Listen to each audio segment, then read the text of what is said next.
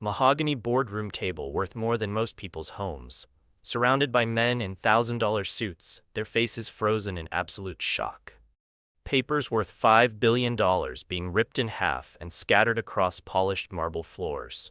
The sound of gasps echoing through what was supposed to be the deal of the century. The Henderson Industries deal is officially terminated. All $5 billion of it. Those words didn't come from some corporate lawyer or angry CEO. They came from a woman who, just 48 hours earlier, had been humiliated, mocked, and thrown out of a party like she was nothing more than an unwanted guest who had crashed the wrong event. But here's the thing about underestimating people. Sometimes the person you're stepping on controls the very ground you're standing on. If you're ready to witness one of the most satisfying stories of justice I've ever told, hit that subscribe button right now. Tell me in the comment from where in the world are you watching, because you're going to want to follow this channel for more incredible, true stories like this one. But to understand how a woman went from being laughed at and escorted out of a billionaire's mansion to single-handedly destroying an entire family empire in less than 2 days, we need to go back 48 hours to where this all began.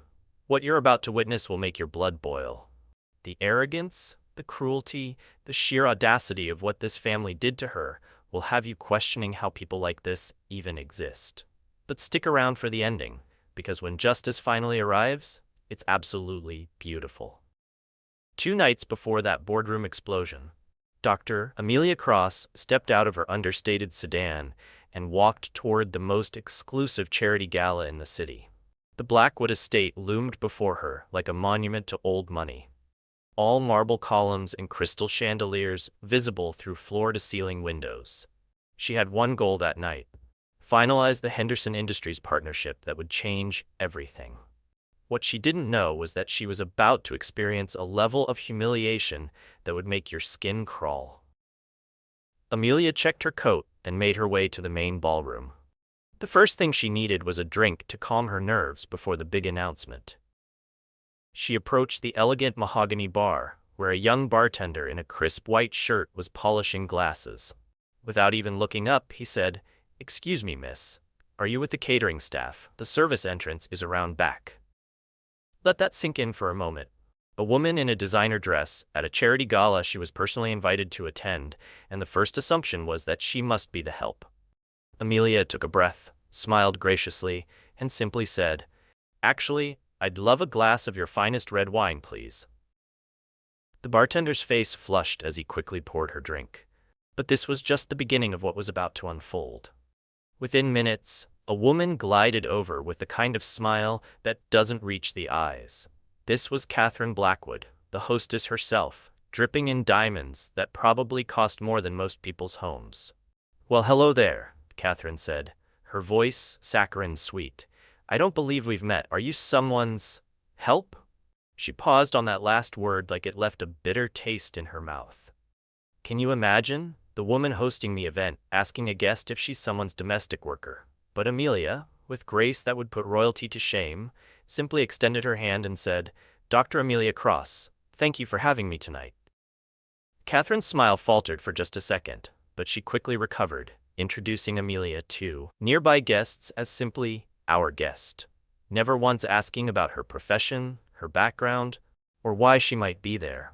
It was as if Amelia's identity beyond being a black woman in their space was completely irrelevant to them. But the real ugliness was just getting started. As the evening progressed, more of the Blackwood family made their presence known. Trevor, the 28-year-old son who had never worked a real day in his life, was holding court near the champagne fountain. His voice carried across the room as he gestured wildly with his glass. "You know what I love about these charity events?" he said loud enough for half the room to hear. "All the diversity hires they bring in to make us look good. Really adds to the atmosphere, doesn't it?" Several people around him chuckled uncomfortably, but Trevor was just warming up.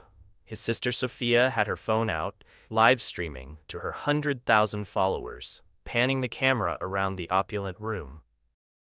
"Oh my God, you guys," she said to her phone. "Some people really don't know how to dress for these kinds of events. Like, There's literally someone here who looks like they're crashing a party they could never afford to attend themselves. The camera lingered in Amelia's direction, just long enough to make her point crystal clear. And then came the patriarch himself, Richard Blackwood, the man whose pharmaceutical empire had built this obscene display of wealth. He joined his son's conversation, his voice carrying that particular brand of arrogance that only comes with generational money. The problem with society today, Richard announced to his little circle, is that some people just don't understand their place in the natural order of things. They see wealth and success and think they can just insert themselves where they don't belong. Can you believe the audacity? These people were talking about a guest at their own event like she was some kind of intruder. But here's what made it even worse. Amelia could hear every word. They weren't even trying to hide their disdain. As if the universe wanted to test just how much humiliation one person could endure, that's when the charity auction began. The auctioneer, a polished man in an expensive tuxedo, started presenting pieces that would make art collectors weep.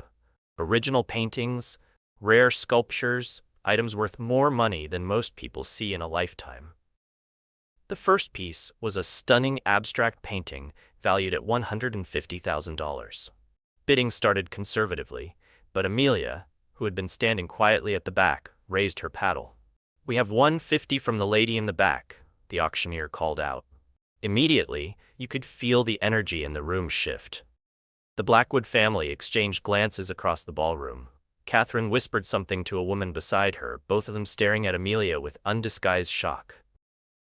But Amelia wasn't done. When the second piece came up, a rare sculpture worth $200,000, she bid again. And when a third piece, an antique vase valued at $150,000, was presented, her paddle went up once more. The whispers around the room grew louder. Trevor leaned over to his father and said something that made Richard's jaw clench. Sophia had stopped live streaming and was frantically typing on her phone, probably Googling how much money it takes to bid at these auctions. Can you believe what's happening? This woman is quietly participating in the auction like any other guest, and they're treating her like she's committed some kind of crime. Wait until you see what comes next, because their reaction is about to go from ignorant to absolutely vicious. When the auctioneer's gavel came down for the third time, Amelia had won all three pieces. The total? $500,000. $500,000 in art, won by the woman they'd been mocking all evening.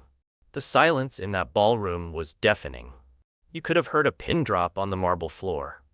That's when Richard Blackwood did something so publicly humiliating, so outrageously inappropriate, that it still makes my blood boil to tell this story.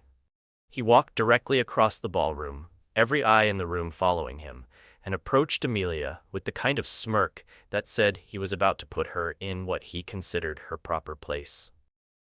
"Excuse me, miss," he said loud enough for everyone to hear, "but I think there might be some confusion here. These auction items require immediate payment verification. Are you certain you have the means to cover? Let's see.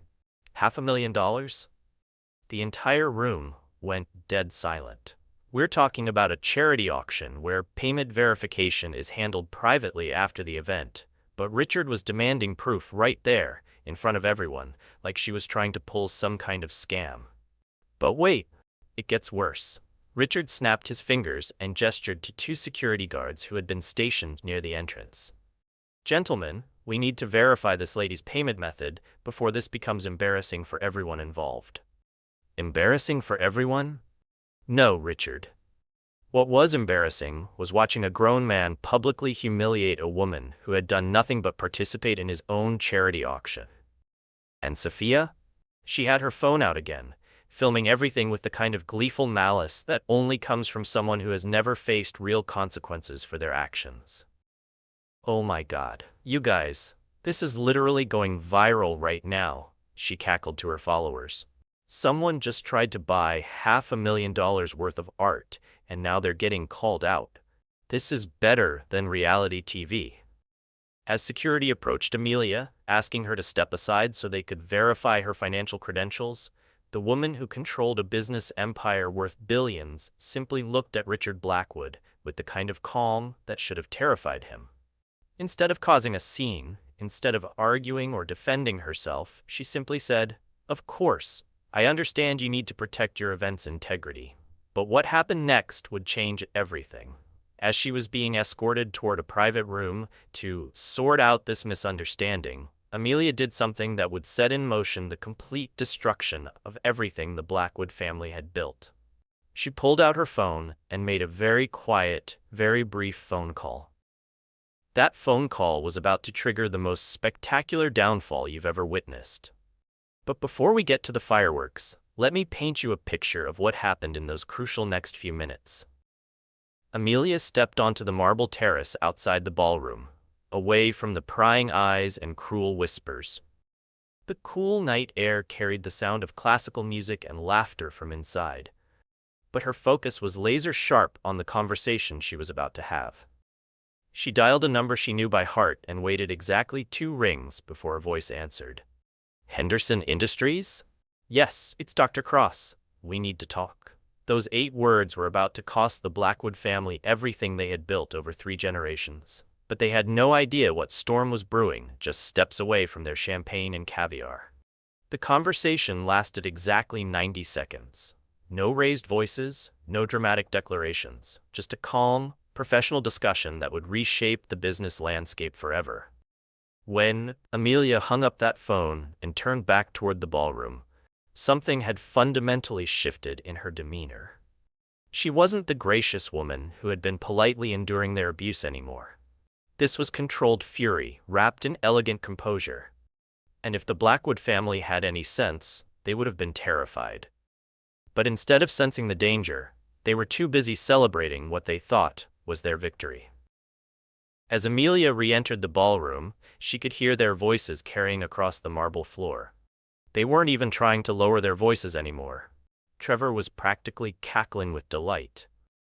"Did you see her face when security approached? I thought she was going to cry right there in front of everyone." Sophia was still filming, narrating to her phone like she was covering some kind of sporting event. "You guys." The security guards just escorted someone out for trying to bid on stuff they obviously couldn't afford. The second-hand embarrassment is real. But it was Richard's comment that would haunt him for the rest of his life. "I wonder who she was calling out there," he mused to his wife, swirling his brandy with smug satisfaction. "Probably her parole officer, asking for an extension on her community service." The group around him erupted in laughter. These people were literally joking about a woman having a criminal record, based on nothing but the color of her skin and their own twisted assumptions. Catherine chimed in with her own theory. Maybe she was calling her employer, begging them not to fire her for embarrassing them at a charity event. More laughter. More cruel speculation. More evidence of exactly who these people really were when they thought no one important was watching. But someone important was watching. And that someone was about to make them pay for every single word. That's when everything started to unravel. A distinguished gentleman in an impeccable navy suit approached Amelia with genuine warmth and respect. This was James Morrison, CEO of Morrison Financial Group, one of the evening's major donors and sponsors. "Dr. Cross," he exclaimed, extending his hand with obvious delight. "I had no idea you'd be here tonight. What an absolute pleasure to see you again. How is the Henderson acquisition progressing? The entire financial district is buzzing about what you've accomplished." The effect was immediate and devastating. Every conversation within a 20-foot radius stopped dead. The Blackwood family, who had been basking in their cruel victory moments before, suddenly looked like they'd been slapped. Richard's brandy glass froze halfway to his lips. Catherine's laugh died in her throat. Trevor's smug grin melted off his face like ice cream in August. Dr. Cross? Henderson acquisition? Financial district buzzing? Who exactly was this woman they had just humiliated? James continued, completely oblivious to the family drama unfolding around him. "The way you've positioned Cross Dynamics in the tech sector is absolutely brilliant. When Forbes called you one of the most influential CEOs under 50, they weren't exaggerating. Your company's growth trajectory is unprecedented." The silence that followed was so thick you could cut it with a knife. Trevor, his face now pale as his expensive shirt frantically pulled out his phone and started typing with shaking fingers. Cross Dynamics, he whispered to himself, his voice barely audible. Amelia Cross, CEO. What he found on his phone screen made him look like he'd seen a ghost. Wait. 74% of you that watch this channel frequently do not subscribe. If you've ever enjoyed our video, please could you do me a favor and hit the subscribe button? Cross Dynamics Industries, founded 12 years ago. Current valuation, $8.7 billion. CEO, Dr. Amelia Cross, PhD in computer science from MIT, MBA from Harvard. Forbes 40 under 40. Fortune's most powerful women, board member of 6 major corporations. Trevor's phone literally slipped from his hands and clattered onto the marble floor. He stumbled over to his father, grabbing Richard's arm with desperate urgency. The whispered conversation that followed was frantic and panicked. Dad, we need to talk. Now, right now. Trevor, what's wrong with you? You look like you've seen a ghost. That woman, the one security, Trevor couldn't even form complete sentences.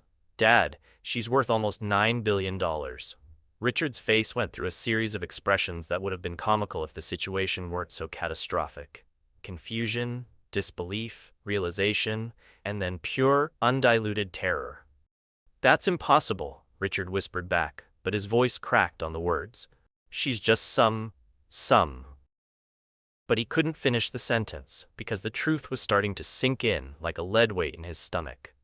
Within minutes, Richard had stepped away from the group, his own phone pressed to his ear with shaking hands.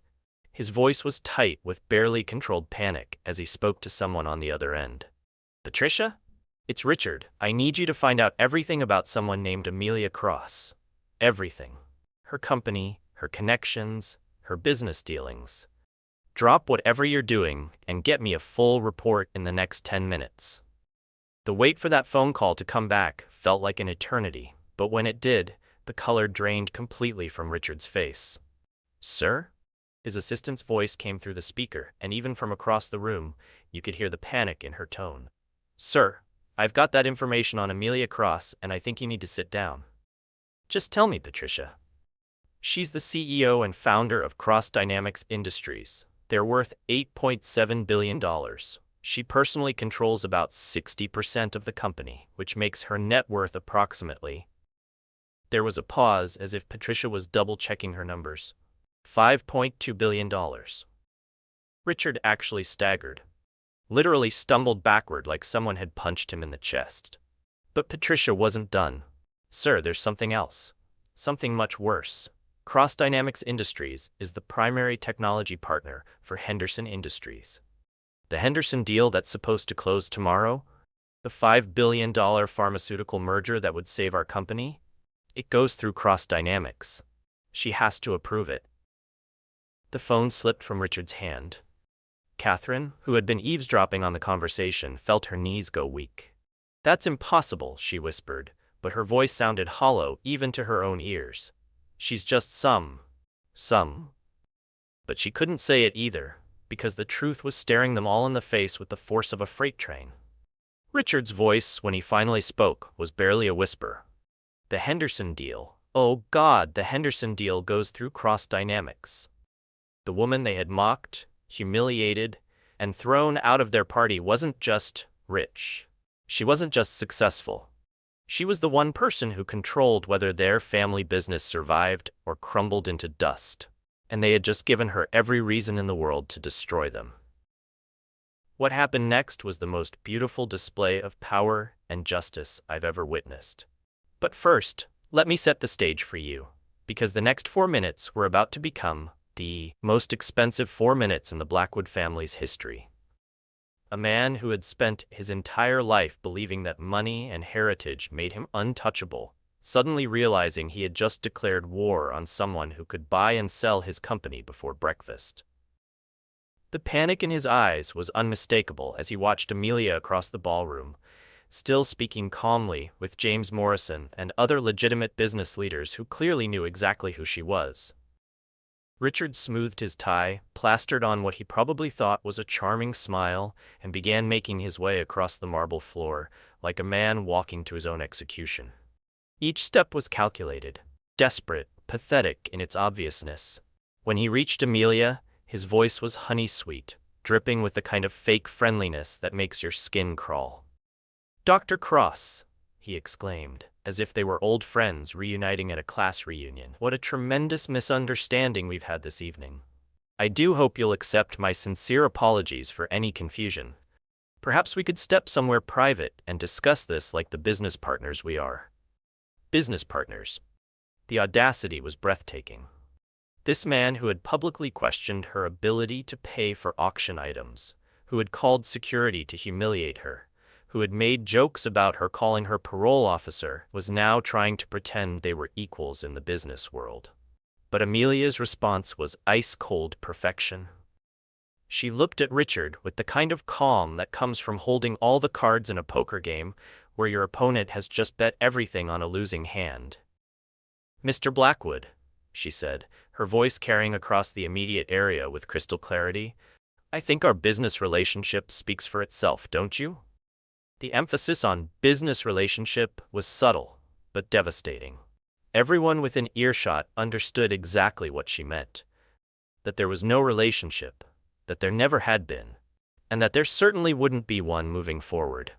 Richard's face went through a series of micro-expressions: hope, confusion, realization, and then something approaching desperation. But before he could respond, something happened that would change everything. The evening's program was reaching its climax. The auctioneer stepped aside, and the event organizer approached the microphone to begin the portion of the evening dedicated to speeches from major donors and community leaders. "Ladies and gentlemen, we're honored tonight to have several distinguished business leaders with us.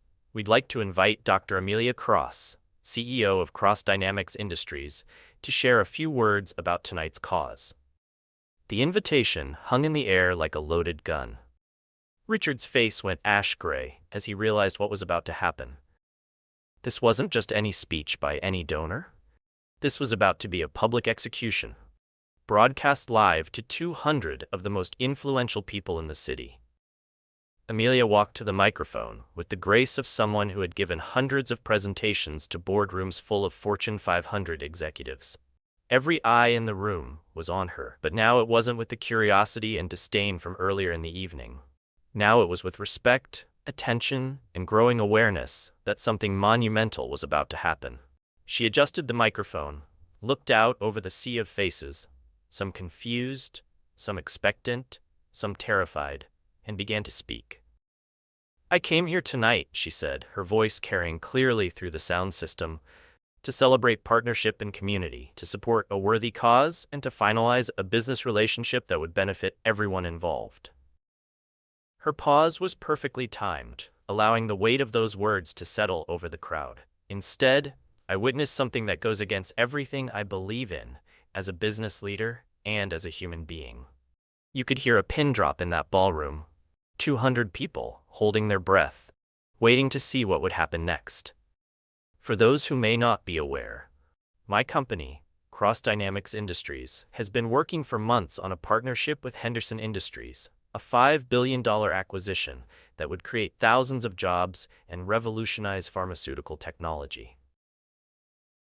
Murmurs rippled through the crowd. $5 billion. The number hung in the air like a thunderclap.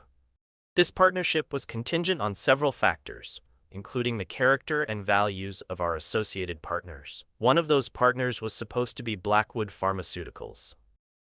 Richard looked like he was about to faint. Catherine grabbed his arm to steady herself. Trevor and Sophia stood frozen, their faces masks of horror as they realized their entire world was about to collapse in real time. However, after what I've experienced here tonight, the assumptions, the disrespect, the casual cruelty disguised as social commentary, I've made a decision that I believe reflects the values my company was built on. The pause that followed felt like an eternity. Every person in that room understood they were witnessing history. Effective immediately, Cross Dynamics Industries is terminating all business relationships with Blackwood Pharmaceuticals. The Henderson acquisition will proceed, but it will do so without Blackwood's involvement. We will not partner with organizations whose leadership demonstrates such a fundamental lack of respect for human dignity. The explosion of whispers, gasps, and shocked conversations that followed was like nothing you've ever heard. 200 of the city's elite suddenly talking at once, the sound building to a crescendo that threatened to drown out everything else. But Amelia wasn't finished. "I want to be crystal clear about something," she continued, her voice cutting through the chaos. "This decision will cost Blackwood Pharmaceuticals approximately $2 billion in guaranteed revenue over the next 5 years. It will likely result in significant layoffs and potentially bankruptcy. But these are the consequences of choosing cruelty over character." Richard actually staggered backward, his hand clutching his chest like he was having a heart attack. The man who had been joking about Amelia calling her parole officer 20 minutes earlier was now watching his family's 3-generation empire crumble in real time. But the meltdown was just beginning. Catherine, in a voice that cracked with desperation, tried to interrupt. "Dr. Cross, surely we can discuss this privately. There's been a terrible misunderstanding." "There's been no misunderstanding, Mrs. Blackwood. Your family's behavior tonight has shown me exactly who you are. And I choose not to do business with people who treat others as less than human based on their appearance or assumptions about their background." Trevor, his entitled composure finally shattered completely, pushed forward through the crowd with wild eyes and a voice that cracked with panic. "You can't do this to us. We're the Blackwoods. Our family has been a pillar of this community for 3 generations. You can't just destroy everything we've built because of one misunderstanding at a party." The entitlement in that statement was staggering. Even facing the complete destruction of his family's wealth, Trevor's first instinct was to invoke his family name like it was some kind of shield that should protect him from consequences. But Amelia's response was the perfect final blow. "Mr. Blackwood," she said, looking directly at Trevor with the kind of calm that comes from absolute power, "I'm not destroying anything. You destroyed it yourselves the moment you decided that your assumptions about me were more important than basic human decency. I'm simply choosing not to subsidize that kind of behavior with my company's partnership." She paused, letting that sink in, then delivered the line that would be quoted in business schools for decades to come. "And I'm not just some woman you can dismiss and humiliate. I'm the woman you just taught a very expensive lesson about respect. The cost of that lesson? Your family's entire fortune." The silence that followed was deafening. Even the waitstaff had stopped moving, transfixed by what they were witnessing. Meanwhile, Sophia, who had been live streaming intermittently throughout the evening to her 100,000 followers, was now capturing her own family's destruction in real time. Her phone shook in her hands as she realized that her own social media presence was broadcasting their humiliation to the world. "Oh God," she whispered to her phone, her voice breaking. "This is really happening. This is really happening right now." The other guests began to physically distance themselves from the Blackwood family. Conversations stopped when they approached. Business cards were subtly tucked away. The social dynamics of the room had shifted so dramatically that you could see it happening in real time. James Morrison, the CEO who had first recognized Amelia, approached the microphone himself. "Dr. Cross," he said, "I think I speak for many of us here when I say that your decision reflects exactly the kind of principled leadership our business community needs. Morrison Financial Group would be honored to discuss partnership opportunities with Cross Dynamics." One by one, other business leaders stepped forward. The CEO of Henderson Industries herself appeared seemingly out of nowhere to shake Amelia's hand and confirm that the acquisition would proceed as planned, just without Blackwood's involvement. Richard, Catherine, Trevor, and Sophia found themselves standing in an expanding circle of empty space as the room's power structure realigned itself around Amelia. They had gone from hosts to pariahs in the span of 10 minutes. The final image of that confrontation was seared into everyone's memory. The Blackwood family, standing alone in their own ballroom, surrounded by the wreckage of their reputation and their fortune, while the woman they had tried to humiliate accepted congratulations and business cards from every major player in the room. Justice had been served, ice cold and absolutely perfect. But the story doesn't end in that ballroom. What happened next proves that actions have consequences. And sometimes those consequences are more devastating than anyone could have imagined. Within hours of that charity gala, the business world exploded with news that would reshape entire industries. By 6 a.m. the next morning, every major financial news outlet was running the same headline: Cross Dynamics terminates $5 billion partnership over discrimination incident. The story spread like wildfire through social media, business networks, and news channels. But here's the part that made it even worse for the Blackwood family. Sophia's own livestream had captured everything. Her 100,000 followers had watched in real time as her family's empire crumbled, and those clips were now viral across every platform you can imagine. The video of Trevor screaming, "We're the Blackwoods," became a meme overnight. The footage of Richard's face, when he realized who Amelia really was, got millions of views. But the most damaging clip was Sophia herself, breaking down live on camera as she realized she had broadcast her own family's destruction to the world. When the stock market opened that morning, Blackwood Pharmaceuticals stock didn't just drop, it collapsed. We're talking about a company that had been trading at $87 per share, losing 60% of its value in the first hour of trading. But the real devastation came from what happened next. You see, when a major company like Cross Dynamics publicly terminates a partnership, citing character concerns, other investors pay attention. And they don't want to be associated with that kind of reputation damage. By noon, 3 major investment firms had announced they were pulling their funding from Blackwood Pharmaceuticals. By the end of the week, 2 pharmaceutical distributors had canceled their contracts. Within a month, the FDA had announced they would be conducting a routine review of Blackwood's manufacturing practices, the kind of review that happens when regulators want to distance themselves from controversy. The domino effect was swift and merciless. Richard Blackwood, who had spent his entire life believing that his family name and old money connections made him untouchable, discovered that in the modern business world, character matters more than pedigree. But there was one final confrontation that perfectly captured the complete reversal of power that had taken place.